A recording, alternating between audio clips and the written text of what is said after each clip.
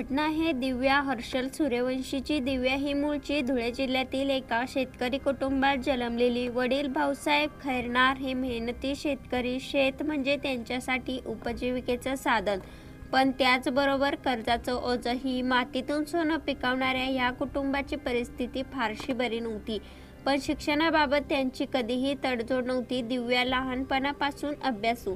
तिच्या डोळ्यात मोठी स्वप्न होती, चांगलं शिक्षण, चांगलं आयुष्य आणि आई वडिलांचा अभिमान वाढवणं। गावातल्या साध्या शाळेतून तिने शिक्षण घेतलं। वडिलांनी कष्टाची कमाई खर्च करून तिला कॉलेजमध्ये घातलं। दिव्या दिसायला सुंदर, पण त्याहून महत्त्वाचं म्हणजे तिचं मन कोमल आणि प्रेमळ। माहेरचं घर साधं होतं, मातीच्या भिंती, छोटं अंगण, शेळ्या मेंढ्या आणि दिव्याची आई रोज सकाळी केलेल्या ताज्या भाकरीचा सुगंध। साधं आयुष्य, पण त्यात समाधान होतं। ती तरुण झाली आणि तिच्या लग्नाचा विषय निघाला। मुलगा हर्षल सूर्यवंशी पुण्यात IT कंपनीत अभियंता, घरात वडील शांताराम सूर्यवंशी एक शिक्षक, वरपक्षाचा ऐश्वर्यसंपन्न देखावा। साखरपुड्याच्या वेळी मागणी झाली 40 तोळे सोनं, त्याचबरोबर उघडपणे नाही, पण इशाऱ्यात सांगण्यात आलं की जरा मोठ्या थाटामाटात लग्न झालं पाहिजे। शेतकरी भाऊसाहेब खैरनार यांना हे सर्व परवडलं नाही, पण मुलीच्या सुखासाठी त्यांनी जवळपास 20 लाख रुपये खर्च केले। कर्ज काढलं, जमिनी गहाण ठेवल्या आणि मोठ्या थाटामाटात लग्न केलं। लग्नाच्या दिवशी दिव्या नववधूच्या रूपात खुलून दिसत होती। डोळ्यात स्वप्न, पुण्यातल्या एका IT इंजिनियर सोबत संसार उभारण्याची। तिला वाटलं आता आयुष्य बदलून जाईल।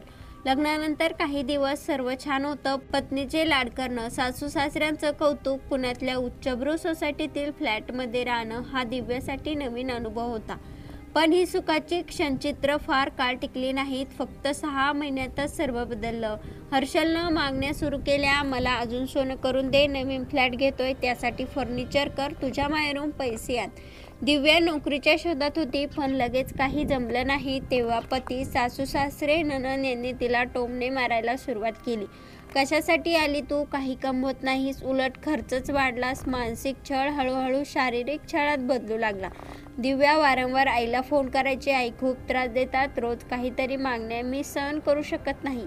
आईचं उत्तर मात्र कायम सारखंच, बाळा सुरुवातीला असं होतं, थोडं सहन कर, ते सुधारतील। आईलाही वाटायचं की शिकलेले लोक आहेत, शिक्षकाचा परिवार आहे, IT इंजिनियर आहे, थोड्या दिवसांनी नक्की सुधारतील। पण तिला ठाऊक नव्हतं की हा छळ थांबणार नाही, उलट वाढत जाईल। दिव्याला सगळीकडून दबाव, पतीचं रागीट वागणं, सासऱ्याचं दुर्लक्ष, सतत पैशाच्या मागण्या। सोसायटी बाहेरून पाहिलं तर सुखी दाम्पत्य वाटायचं, पण घरच्या 4 भिंतीआड वेगळंच वास्तव्य होतं। रात्रीच्या शांततेत दिव्या रडत बसायची, तिच्या स्वप्नांची राख होत चाललेली।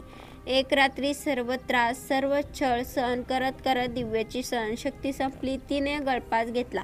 पुण्यातल्या वाकड परिसरातील उच्चभ्रू सोसायटीत हा प्रकार घडला। बातमी समजताच परिवार हादरला। माहेरच्यांनी धाव येऊन आरोप केला, आमच्या मुलीला मारलंय, आधी मारहाण केली आणि नंतर फासावर लटकवलंय। भाऊसाहेब खैरनार कोसळले, मुलीच्या संसारासाठी कर्ज काढलं, सोनं दिलं, पण तरीही या लोकांना समाधान झालं नाही। आता माझ्या लेकराला गमावलं। आई अपराधीन रडत राहिली, मीच सांगितलं होतं, थांब, तिथे सुधारतील म्हणले होतं, पण माझी चुकी झाली। वाकड पोलिसांनी तपास सुरू केला। पती हर्षल सूर्यवंशी आणि सासरे शांताराम सूर्यवंशी यांना ताब्यात घेतलं। माहेरच्या तक्रारीनुसार गुन्हा दाखल झाला, पण ही फक्त एका कुटुंबाची लढाई नव्हती, हा प्रश्न होता समाजाचा। पुण्यासारख्या शिक्षित शहरातील हुंडाबळी, IT क्षेत्रात काम करणारे अभियंते, शिक्षक, कुटुंब असूनही लोभी मानसिकता का?